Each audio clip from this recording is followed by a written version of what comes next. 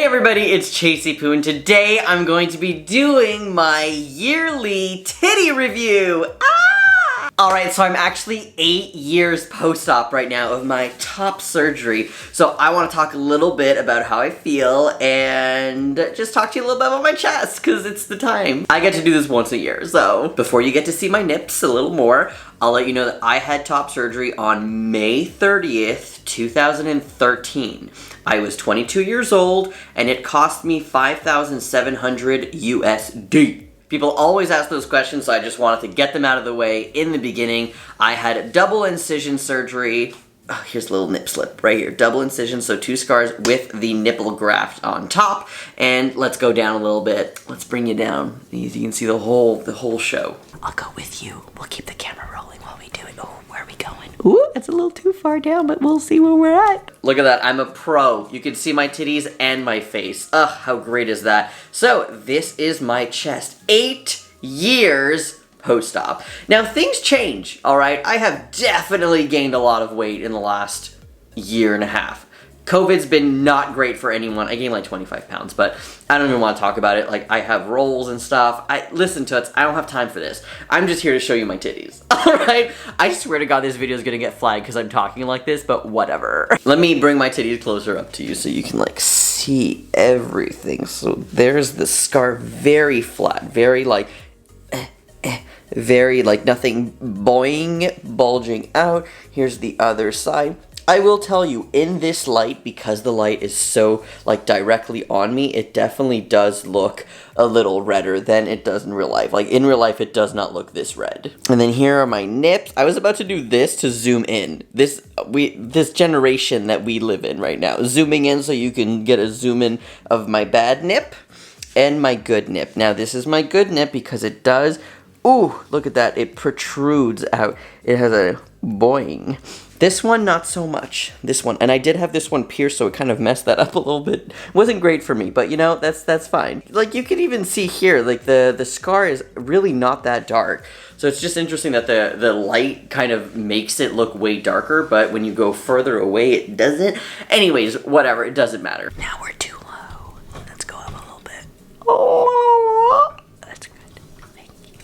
Thank you for your patience. I want you to see my face when I'm talking a little bit about my chest and my titties. So in the last year, the only thing that really has changed is that I have gained weight, and that the weight kind of has distributed in some areas of my chest, like right here. It's like a little bit less flat, but if I look down completely, it is still flat, right? If I look from the side, it's still flat. There's just some areas because I've gained weight, but that's what happens with any person's body, so, you know.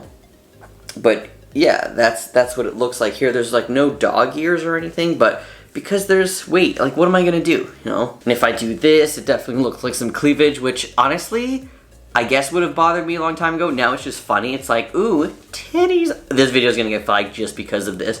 Ooh, whoops. So I just want to talk a little bit about sensation over the last 8 years. I have full sensation everywhere. Erotic sensation, not so much on the nips. Because the nerves are kind of like all the way all around, they kind of move around a lot, my like sexual erotic sensation on my nips is actually down here. Like, here feels great. It's very sensitive though, so it's like you have to be really careful, but that's how my nips were before I had surgery. Very sensitive. Like, I couldn't touch them. If it had to be a sex thing only, you know? So touching underneath here feels really sensitive, but it feels good. The issue is if like somebody puts their hand on my chest, I just automatically feel like, oh, that's not good. It just feels too pressure and precious, I guess. I also wanted to talk about something that I thought was very interesting. I'm going to PT, physical therapy, right now for my back, because I keep throwing my back out. I'm like, I'm too young for this. Anyways, I'm dealing with that and kind of working through the exercises. And we talked a little bit about how, like, when I'm doing some exercises that involve my shoulder, I have lots of stretching and, like, not pain, but, like, it's stretching a lot. I'm like, oh, I have no muscle, like, here. I've never really worked out, and I feel like I should start doing that, right? I just want a little bit of muscle. Like, really, I can't lift things. Like, I have no muscle. I want a little bit of muscle, a little bit of definition in my chest. The physical therapist was like, well, you had surgery, did they give you PT? And I was like, no, like they didn't recommend PT. And I was like, no, and that got me thinking, we really should be doing physical therapy after we have top surgery, especially this type of surgery with the scars where like lifting your arms up for like 2 weeks is impossible. You can't do it and you have to be careful, and I waited like 6 weeks, which is not good for my shoulders, but we definitely should do some type of physical therapy to like get us back, because they are removing a bunch of tissue, and I don't know. So I thought it was interesting that the physical therapist said that, and I was like, you know what? I think that's super important. I even want to start working on that. So I will definitely update you on my progression with the type of physical therapy and the type of workout and exercise I'm going to do to kind of build up these muscles. And I'm sure that if I just went to the gym and like did bench press and chest titty stuff, it would be fine, but I would like to see it in a physical therapy kind of lens, because not everybody wants to go to the gym and do those things. So I'm very interested in what happens with that. So once we're done with my back, we're dealing with my knee, and then we're gonna do my titties. So I thought that was really cool. And I don't think like he's like trying to get more money out of me or anything like that. Like he genuinely was like, oh, I could give you some exercises to help you with that. And I was like, oh, that would be great, just because it feels very sensitive, and like the muscle, like really, like it hurts, like my shoulders hurt. Anyways, the next thing I want to talk about is my scars, and I did talk about this in last year's video, but I am part of a company that makes Flat and Flawless, which is the first trans-specific scar treatment, which I've been using on my scars, and lots of people use it. It is better if you're using it right after you had surgery, obviously, because that's when the scars are like starting to form, but you can use it after years and years. So last year I actually showed a little progression of using it, where if you look at my scars here, usually it's like just this side is really white. Like you can't even see it on camera. But because I was using the scar cream so much, it started to become white on both sides. So it started to like get even lighter and lighter, which is really great.